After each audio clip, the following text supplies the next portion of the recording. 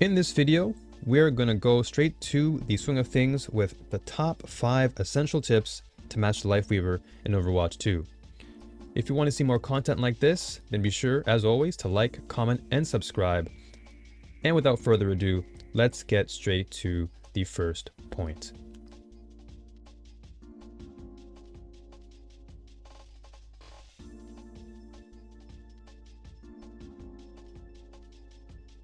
So while it's very clear that Lifeweaver does suffer in some areas of his kit, he does very much excel at mobility and positioning himself in ways to allow him to heal, deal damage, but also just to play strong power positions to allow for really smart plays.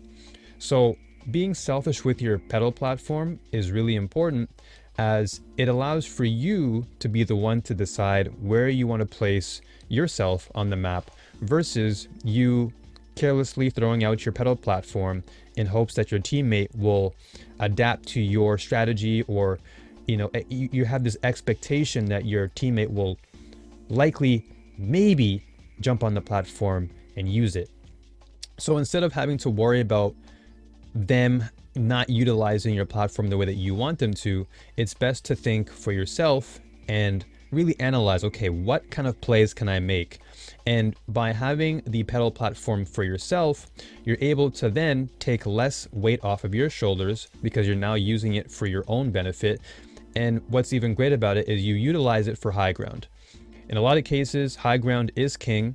It gives you a large area of position to work with. It gives you a bird's eye view of what's going on the battlefield, to therefore allow you, being the healer and a damage dealer, to assess the situation and think about who you want to focus on as far as your healing, but also as to your poking damage.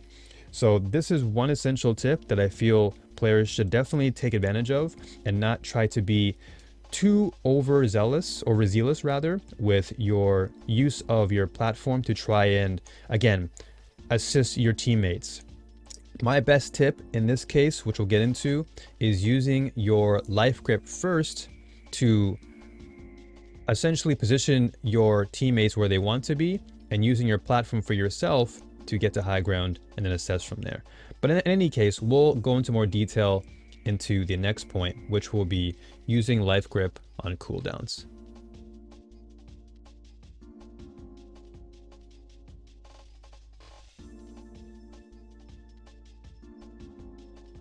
So another great asset about Lifeweaver is, of course, his Lifegrip ability, and just how much of an impact it can make when you use it correctly. So using your Lifegrip on cooldowns, that is, waiting for your teammates to use their cooldowns. For example, let's say Winston jumps, or Sigma uses one of his abilities like his rock. Looking and paying attention to specific characters on your team that have really important cooldowns to consider, you want to be life gripping them as much as you possibly can. And that's because you want to be able to really allow for that player or that character to excel at what they're good at. And so if you're just willy-nilly life gripping somebody for the sake of doing it, then you have to consider just how much time that you have to wait for your next life grip to pop up, which is 20 seconds. And that's a pretty long time to consider when you're in the heat of battle. So this is why you want to be utilizing your Petal Blossom in tandem with your life grip, because A, your life grip and your Petal Blossom will, for one, your Petal Blossom gives you the upper hand in terms of power position. You get the high ground, you get to see what's going on the battlefield, and therefore you can life grip the appropriate target. So therefore, if your teammate, for example, is in trouble, you can utilize it to your advantage and therefore use it on their cooldowns. So therefore they can come back, reset their cooldowns, and then reassess the situation and perhaps even regain momentum for your team. Life Grip can also be used not only just for cooldowns, but you can also use it to help out your less mobile characters. For example, Ana or Zenyatta, or some DPS units like Cassidy, or Bastion, you can use your life grip on them as well and pull them up to higher positions. So therefore they can get better angles. For example, Ana can heal from a high ground, Bastion can just turret people from high ground, so on and so forth. So you don't want to be using your life grip too much on mobile teammates like Genji or Hanzo, not too frequently, just because again, they already have mobility. They already have ways to achieve high ground themselves, just like Widow. She can grapple herself to high ground if necessary. So you don't want to be using that too much on them because they already have ways to really, again, gain advantage for themselves and thus gain momentum. So just think about it like that. Think about ways to benefit characters that don't have as much mobility and give them the opportunity to utilize their cooldowns, utilize their ults in the best way possible. So all that being said, let's move on to the third point.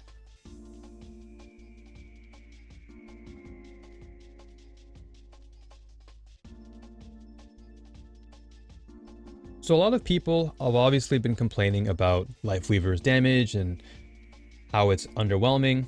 And to some extent, I can understand why.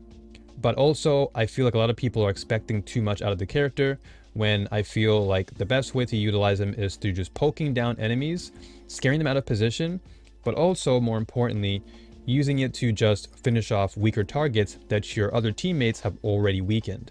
So what I tend to do whenever I use Lifeweaver is I look for positions to play on, most notably high ground, and I look for targets that are either out of position that I can poke down and scare them out of position, and then ping that enemy to my teammates for them to finish them off. And the same can be said vice versa, where my teammate has done a lot of damage, let's say on a tank or a squishy, and I can go in and I can poke them down and finish them off. So the best way that I feel you can utilize damage for Lifeweaver is A, to poke enemies down, force them out of position, and 2, use it to eliminate already weakened targets. So if you already see an enemy at half health or below half, use that opportunity to strike when you have a power position. Because again, Lifeweaver really excels at being able to swap and switch positions on the fly compared to other support units. He can maintain high ground really easily. He can use his dash to basically avoid taking damage at any given time. And so you want to be utilizing those abilities as much as you can. And that's perhaps the best solution. So rather than trying to be this DPS support character, you want to be using Lifeweaver as a means of poking, as a means of pressuring. And then once you have established enough poking pressure, you want to be pinging to your teammates to finish off those targets that you've been poking down. And then again, capitalizing off of those poor player mistakes by finishing off weaker targets and then gaining the advantage by reestablishing high ground, and just continue to rinse and repeat until the game is done. And that so far has given me a much better win rate as far as Lifeweaver is concerned. I found that if you're just simply using him as a means to just push enemies, or using him predominantly just for healing, I don't think you're going to get as much value. You want to be doing a lot of both. So it's a bit of like 60-40. You want to be doing more healing, of course, than you are damaging. But again, your damage should come most notably from poking, and then you want to be healing as much as you possibly can to therefore give your team the advantage at all times. So all that being said, let's move on to the next point.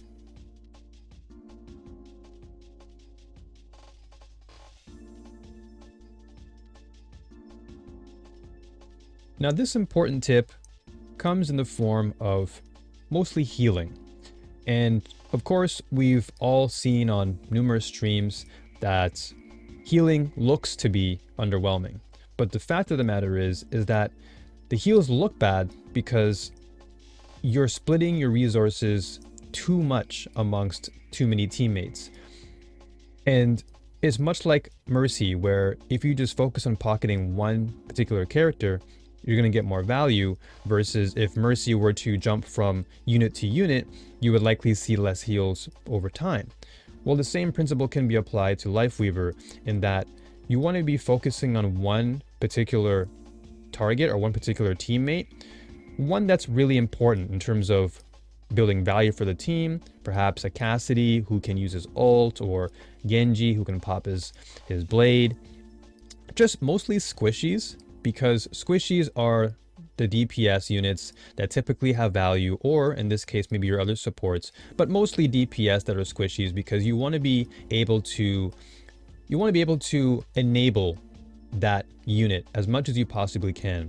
And so instead of splitting your healing resources over multiple teammates, which again will look really low on paper, because again the charge time that you have to heal it's fast, but to do so amongst 3 other or 4 other units on your team simultaneously, it will lower the amount of heal time that you do. So rather than trying to be like an Ana who can obviously heal multiple targets quite frequently and consistently, with Lifeweaver, you want to be kind of like Mercy in the sense that you pocket one particular unit and give that unit the power, and therefore you can further enable momentum, better pushes, and just better team coordination. So that's one thing that I found over time playing with Lifeweaver, because again, I've tried my best to split my resources, and I just found like it felt more clunky to try and heal 3 or 4 other people, where I can just focus more of my energy, mental energy, and time on one really good unit on my team that's performing well, keep giving them the healing so therefore they don't die, while letting my other support do the healing for everyone else, if it's, let's say, a Baptiste or whatever the case may be. So hopefully that can kind of be placed into your mind, and thinking less is more. It's not about trying to heal more of your teammates, it's trying to focus on one teammate that's doing really well or performing well, or a teammate that can potentially change the game momentum for you, so therefore you pocket them. Just like again, Mercy pocketing Echo, or Mercy pocketing Pharah.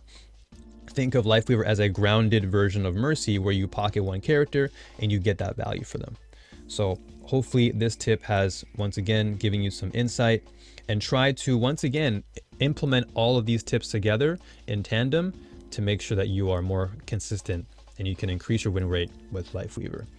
So that being said, let's move on to our last and final tip. Let's get straight to it.